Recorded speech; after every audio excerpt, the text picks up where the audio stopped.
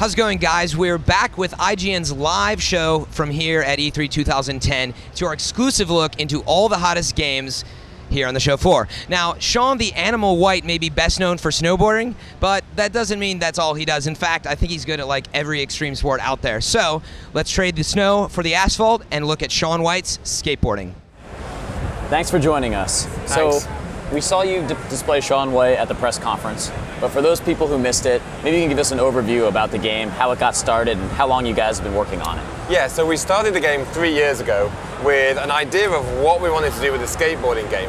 But because it's a Shaun White game, we met with Shaun very early on, in the first month, I think, of pre-production. And we asked him, what is it as a skateboarder that inspires you? What makes you tick? And what he said was, skateboarding is all about opportunity. He's always looking for a new opportunity in the environment. So, for example, what might be a park bench for someone to sit on is a grinding opportunity for him. So we started thinking, what if we could do a game whereby, as you skate in the world, you create opportunities out of nothing. So you're literally making your own twisted reality, your own skate park through skateboarding. And that's basically what we had 3 years ago, and 3 years later we have the game that we demoed at E3 this year. Awesome. So we're going to take a little look at the demo right now, and maybe you can just tell us what's going on in the demo and how the mechanics work, and especially how this game might be different from some other skateboarding games that we played in the past. Yeah, exactly.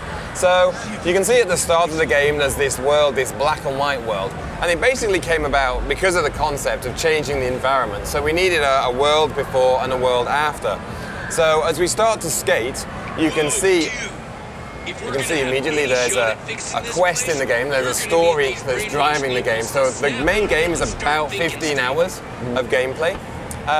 So as my demoist friend, who's off camera, starts to skate, you can see immediately that we're bringing this life and this color back to the city. So you can see that the shops are reviving, trees are blooming into leaf. You're also having an effect on the people around you, so everything's kind of growing and becoming colorful. But more than that, you also create skating opportunities. So for example, that kicker pops up in front of the taxi, enabling you to jump over there. So if you look at the environment now, you can see on one side of the screen it's kind of colored in, and you can see the effect we've had. On the other side, it's still something that we've got to do.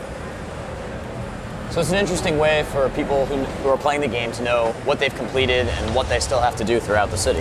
Yeah, exactly. I mean, we want a game that's accessible and very mainstream. We still want a really solid skateboarding base at the foundations of the game. But by using what we call influence, which is the coloring in of the world, it gives the player an immediate feedback as to how well they're doing. And it's really a sense of trying to capture the euphoria that a skateboarder feels when you really nail a trick. It's kind of, yeah, I did it, and bam. Did anyone see me? So, in the game, when you land that trick, you have the same effect, the influence around you, and it affects the world and the people and so on. So right there, it's really obvious that a tree just burst up out of the ground, but also a lot of little smaller things that you could skate on popped up around it as well. So you're pretty much turning the city into a giant skate park. Yeah, exactly, and this is our big innovation. It's called shaping. It's the ability to take an object in the game world, such as a rail, and you can bend it and twist it and extend it really how you like. It's not a predetermined animation. It's actually being done under the control of the left analog stick. And as a result, you build your own skate park as you're skating around the environment.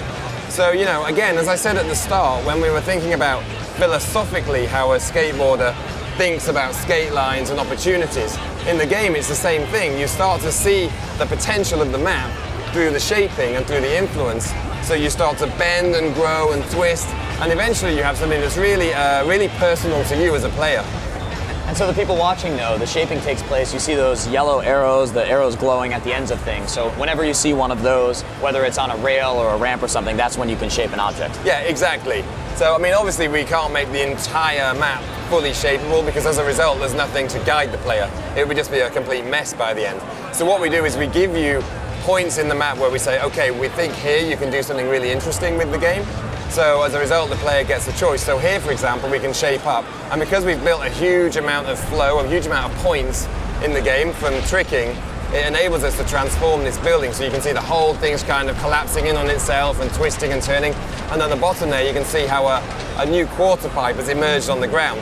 So again, it's a new skating opportunity all the time for the player. That's really interesting because it's not just visual, but it changed the whole gameplay in the surrounding area because the ramp in that building now allows you to get up to that next level whenever you want. Yeah, exactly. And you know, what's interesting for us is it's day 3 of E3 now. We've been playing this demo, which was designed for the show, a 5-minute demo. And it's basically, we've been playing the same demo back and forth for 3 days. And we find that we're still finding new ways to play it, new opportunities, new things to do. You know, we'll bend the rail this way and, oh, hang on, I can link it to that. And maybe if I twist that one over that way. And it's not just about rail shaping though. You know, we also have, you can make a street bend to give yourself for speed or a kicker, or you can take the ground and you can morph it up, or you can drop it down. And by dropping the ground down, you're able to find new opportunities. For example, here in the demo, you can see that we drop the ground down and we can go through into the subway station to find a totally new area to explore. That looks great. Well, I think it's great that Shaun White finally has a skateboarding game, but I think the mechanics are just as interesting, if not even more interesting. So thank you for coming by and letting us check it out. Thanks. Back to you, Fran. Wow, great demo, guys. I think that, honestly, I've seen a lot of skateboarding games, and this looks like a great approach to it. So be sure to check out more on IGN.com if you're interested in Shaun White skateboarding.